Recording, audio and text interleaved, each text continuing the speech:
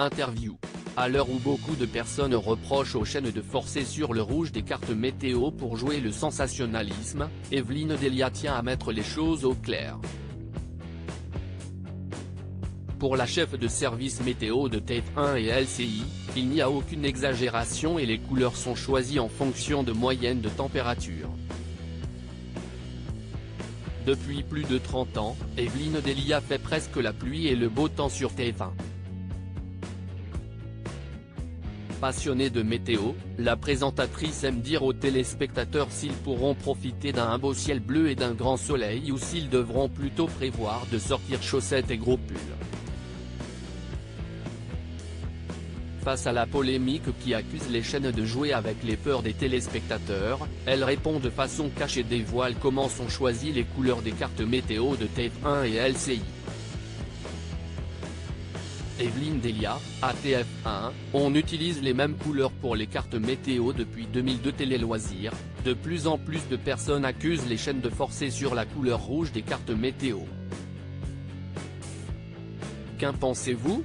Evelyne Delia, c'est impressionnant car à TF1 nous avons ces couleurs de cartes depuis toujours. Je vous garantis que si on prend les couleurs depuis 2002, on n'a rien changé. Pouvez-vous expliquer comment les couleurs des cartes sont choisies ? Pour faire très simple, nous travaillons avec Météo France qui nous donne pour une liste de villes les températures minimales et maximales pour le lendemain. Ces températures sont comparées aux moyennes de saison. Ces moyennes étant elles-mêmes calculées sur une période de 30 ans, actuellement sur la période de 1991 à 2020. De combien de couleurs disposez-vous pour la carte météo ? Nous avons 9 couleurs qui se répartissent de la manière suivante, 4 bleus, 3 beige et 2 plus rougeâtres. Cela nous offre la possibilité de les décliner et nous permet d'atteindre une amplitude de 18 degrés car une couleur représente 2 degrés. Quand on est en dessous des normales, on commence à décliner le bleu. Et pour les températures supérieures à la moyenne, plus il fera chaud, plus on va passer du beige au rougeâtre. On pourrait donc imaginer qu'une température de 50 degrés se retrouve en beige ou en bleu. Oui, si la moyenne des 30 années d'avant était de 50 degrés. D'ailleurs, il est évident qu'il y a quelques années la moyenne des températures était beaucoup plus basse, donc un 22 degrés pouvait être en beige alors qu'un 2023 il serait en bleu.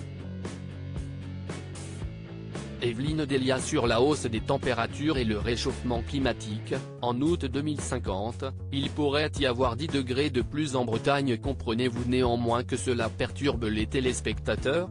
Avec les températures particulièrement fraîches de ces derniers jours, les cartes étaient souvent très bleues. Ce qui prouve que l'on n'exagère pas les couleurs, bien au contraire.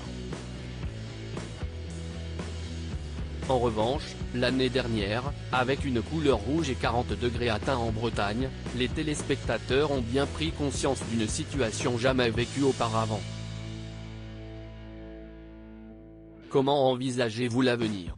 En 2014, l'Organisation météorologique mondiale m'avait demandé de faire des prévisions pour 2050. À l'époque, Météo France m'avait annoncé 40 degrés à Paris et cela m'avait paru hallucinant. Il y a peu, je leur ai demandé leurs prévisions pour août 2050. Sur les régions de l'Est, il y a peu de différence, à savoir 1 ou 2 degrés de plus que prévu en 2014. Dans le centre de la France, la hausse serait de 4 à 5 degrés. Et sur le nord-ouest et notamment sur la Bretagne, il y aurait 10 degrés de plus.